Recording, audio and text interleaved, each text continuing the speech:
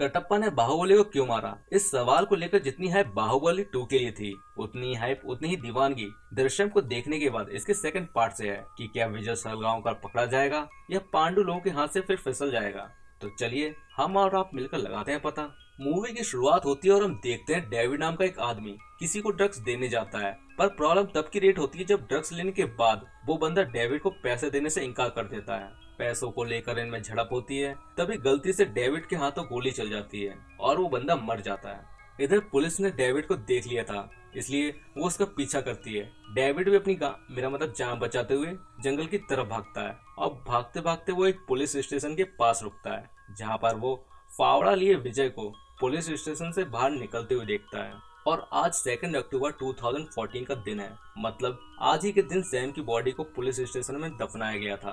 अब तक हमें लगता था कि ये सीक्रेट सिर्फ विजय को मालूम था, पर हम गलत थे। विजय के इस राज के बारे में डेविड भी जानता है। इसके बाद डेविड भागते हुए अपने घर पहुंच जाता है, जहां पुलिस उसे पकड़ लेती है। अब कहानी 7 साल आगे पहुंच जाती है और यहाँ हम विजय की पूरी फैमिली को देखते हैं, जो अभी भी इस डर में जी रही है कि कहीं पुलिस वालों को सैम की बॉडी मिल न जाए, क्योंकि पुलिस वाले सैम की बॉडी को ढूंढने के लिए जहाँ तक खुदाई करते रहते हैं। इन्हीं सबको लेकर अंजू को बुरे सपने आते रहते हैं, इसलिए उसे हर कभी दौरा पड़ता रहता है। मतलब ये है कि विजय का परिवार आज भी सहमा हुआ है और सोसाइटी से थोड़ा अलग है, पर इन्हीं 7 सालों में वो एक केबल ऑपरेटर से थिएटर का मालिक बन चुका है। फिल्मों का शौकीन विजय अब एक फिल्म को प्रोड्यूस करना चाहता है, इसीलिए कहानी को लेकर वो एक जाने माने डायरेक्टर से मिलता है। फिल्म की कहानी भी खुद विजय ने लिखी है, फिर भी इसके क्लाइमेक्स को लेकर वो खुश नहीं था, इसलिए वो डायरेक्टर से मिलने आता है और क्लाइमेक्स को लेकर वो डिस्कशन करते हैं। इसके बाद हम गाय टोंडे को देखते हैं, जो 7 सालों से सस्पेंड है। आईजी का फोन आते ही वो उनके घर जाता है, तभी एंट्री होती है आईजी सर मतलब तरुण अहलावत की।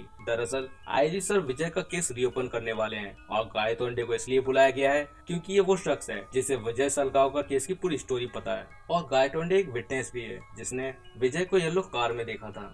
यहाँ एंट्री होती है मीरा देशमुख की, जो लंदन से वापस आ गई थी, क्योंकि मीरा जानती थी कि ये सब कुछ विजय ने ही किया है, पर उसके पास अभी तक कोई प्रूफ नहीं था, इसी कारण से वो कुछ कर नहीं पाई। पर अब उसे एक सॉलिड लीड मिली है, जिसमें आईजी सर मतलब तरुण अहलावत उसकी हेल्प करने वाले हैं। ये बात पूरे शहर में फैल चुकी थी कि विजय का केस रीओपन हो रहा है। इसके आगे हम देखते हैं विजय के पड़ोस में शिव और जैनी नाम के कपल रहते हैं, जो आए दिन आपस में खूब झगड़ते हैं, क्योंकि आए दिन शिव शराब पीकर घर आता और जैनी को खूब मारता है। लेकिन यहाँ हमें पता चलता है कि ये पड़ोसी नहीं पुलिस वाले हैं, जो कि विजय की फैमिली पर नजर रख रहे थे। साथ ही इन्होंने विजय के पूरे घर में माइक्रोफोन फिट कर रखे थे, ताकि वो विजय के हर एक फैमिली मेंबर की बात को सुन सकें। लेकिन विजय की फैमिली भी कुछ कम ना थी, वो ऐसी कोई बात नहीं करते जिससे पुलिस वालों को सैम की बॉडी के बारे में पता चले।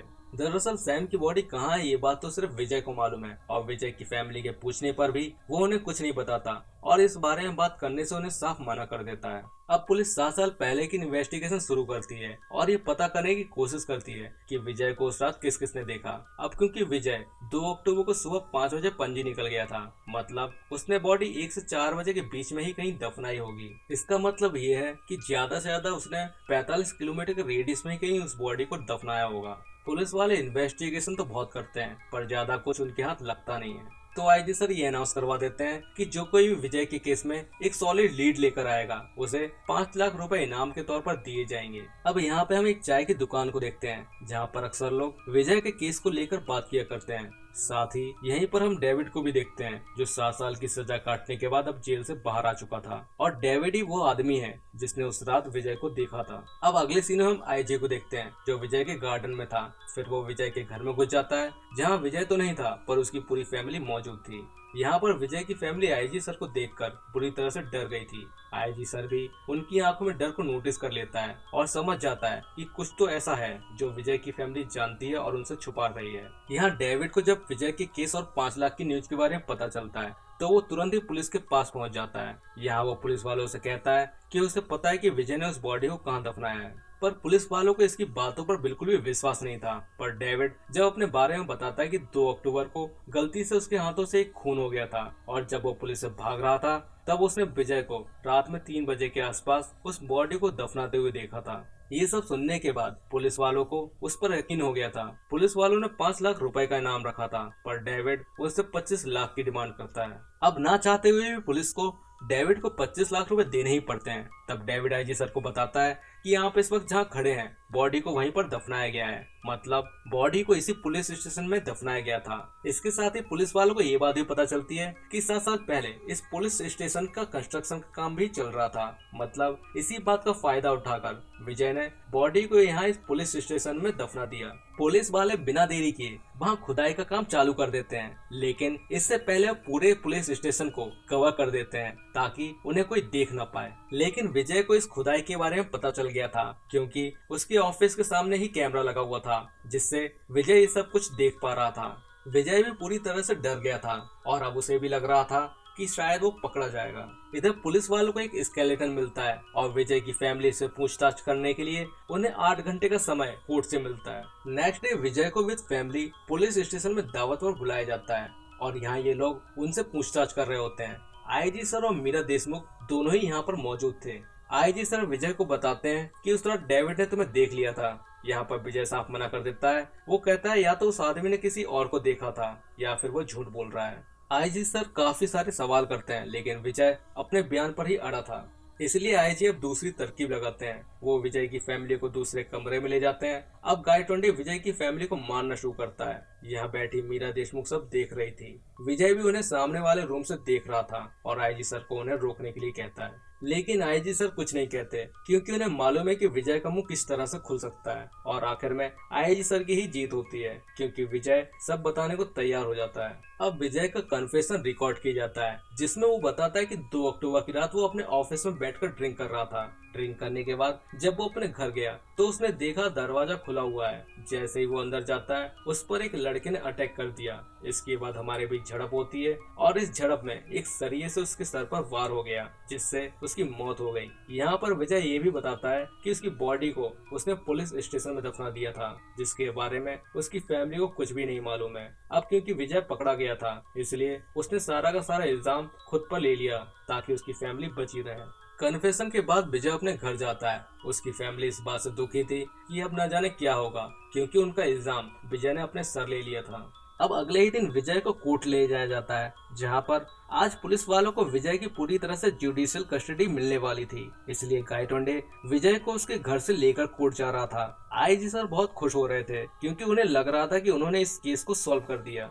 मीरा देशमुख भी यहीं थी। तभी एक आदमी आईजी सर के पास आता है। वो विजय के बारे में कुछ इम्पोर्टेंट बात करना चाहता था। ये आदमी और कोई नहीं बल्कि विजय की फिल्म का डायरेक्टर होता है, जो उनसे कहता है कि शायद विजय को पहचानने में मुझसे बहुत बड़ी भूल हो गई है। वो बताता है कि उसकी मुलाकात विजय से 2016 में हुई थी। वो एक फिल्म बनाने के सिलसिले में मुझसे बात कर रहा था। उसने कहा था कि वो इस फिल्म को प्रोड्यूस करेगा, साथ ही इस फिल्म की स्टोरी भी लिखेगा। तब उन्होंने तय किया कि इस फिल्म की स्टोरी वो दोनों मिलकर लिखेंगे। फिल्म की स्टोरी ऑलमोस्ट कंप्लीट थी, लेकिन वो क्लाइमेक्स में जाकर अटक जाते हैं। यहाँ सबसे पहले तो डायरेक्टर आईजी और मीरा को उनकी लिखी हुई फिल्म की स्टोरी सुनाता है। दरअसल वो स्टोरी विजय की एक बायोपिक है। उन्होंने सैम के साथ जो भी किया और जो कुछ भी इस केस में हुआ, वो सब कुछ विजय ने उस स्टोरी में लिखा था। और अब क्योंकि विजय को इस स्टोरी के कॉपीराइट का डर था, इसलिए उसने एक बुक भी पब्लिश करवा दी थी। डायरेक्टर उन्हें ये बताने के लिए आया था कि वो बुक मेरे नाम से पब्लिश हुई है। अब आगे यहाँ डायरेक्टर कुछ बता पाता, तभी गायटोंडे का आईजी सर के पास कॉल आता है और वो उन्हें बताता है कि कोर्ट में बाजी पलट चुकी है। विजय ने कोर्ट में बताया कि पुलिस वालों ने जोर जबरदस्ती करके उनसे कन्फेशन रिकॉर्ड करवाया है। विजय की वकील जज साहब से कहती है कि ये सब पुलिस वालों की चाल है और एज ए कन्फेशन उन्हें जो कुछ भी रिकॉर्ड करवाया वो सब एक नॉवल से उठाया गया है। और उस नॉवल को पढ़ने के बाद जज साहब को भी विश्वास हो जाता है कि ये सब पुलिस वालों की सोची समझी चाल है। अब डायरेक्टर उन्हें क्लाइमेक्स के बारे में बताता है। वो उनसे कहता है कि फिल्म की स्क्रिप्ट खत्म हो जाने के बाद विजय फिर से उसके घर आया था, जहां पर उसने कहा था कि उसे क्लाइमेक्स की स्टोरी थोड़ी सी पसंद नहीं आ रही है। उसने डायरेक्टर से कहा था कि मान लो पुलिस वालों को उसकी बॉडी मिल जाती है तो आगे वो लोग क्या करेंगे। अब इसके आगे डायरेक्टर कुछ बता पाता उससे पहले गायटोंडे का आईजी सर के पास फिर से कॉल आ जाता है। अब यहाँ पर बाजी पूरी तरह से पलट चुकी थी, क्योंकि कोर्ट में जो डीएनए सैंपल्स मिले हैं वो सैंपल्स समीर देशमुख की बॉडी से मैच नहीं कर रहे थे, जिससे ये साबित होता है कि पुलिस स्टेशन में जो बॉडी मिली थी वो समीर देशमुख की नहीं बल्कि किसी और की है। तो आईजी सर उस डायरेक्टर से अब ये जानना चाह रहे थे कि आखिर उस फिल्म का क्लाइमेक्स क्या था। तो डायरेक्टर से बताता है कि हीरो को मालूम था कि पुलिस वालों को उसकी बॉडी मिल जाएगी, इसलिए हीरो ने पहले से इन सब का इंतजाम कर रखा था। विजय ने समीर की बॉडी को पुलिस स्टेशन के नीचे दफनाया जरूर था, पर तब से ही वो समीर के मैचिंग की एक डेड बॉडी को ढूंढ रहा था। तब विजय की मुलाकात एक आदमी से हुई जो कि चर्च में काम करता है। उसी चर्च के बाजू में लोगों की डेड बॉडीज को दफनाया भी जाता है और वहीं पर विजय की ये तलाश खत्म हुई थी। विजय ने उस चर्च वाले आदमी की पैसों से मदद की, जिसके बदले में उसने उस लड़के का स्केलेटन विजय को दे दिया। अब ये स्केलेटन बस बदलना था, इसलिए विजय रात के अंधेरे में फोरेंसिक लैब जाकर स्केलेटन को बदल देता है और समीर देशमुख के स्केलेटन को वो डिस्ट्रॉय भी कर देता है। तो विजय के खिलाफ अब कोई भी सबूत न होने से कोर्ट उसे बाजियत बरी कर देती है और एक बार फिर से विजय की जीत होती है। दोस्तों, इस मूवी को क्रिटिक्स की तरफ से बहुत ही अच्छे रिव्यूज मिल रहे हैं। बेहतरीन डायरेक्शन के साथ साथ अजय देवगन की एक्टिंग को भी लोग पसंद कर रहे हैं। हालांकि कुछ बातें ऐसी भी हैं जिन्हें हजम कर पाना मुश्किल है, जैसे फोरेंसिक लैब में सीसीटीवी कैमरे का ना होना। और जब अजय देवगन पर आईजी सर ने निगरानी रखने का इतना इंतजाम किया था, तो फिर वो फोरेंसिक लैब तक पहुंचा कैसे? बिसाइड दीज, मुझे ये मूवी बहुत पसंद आई।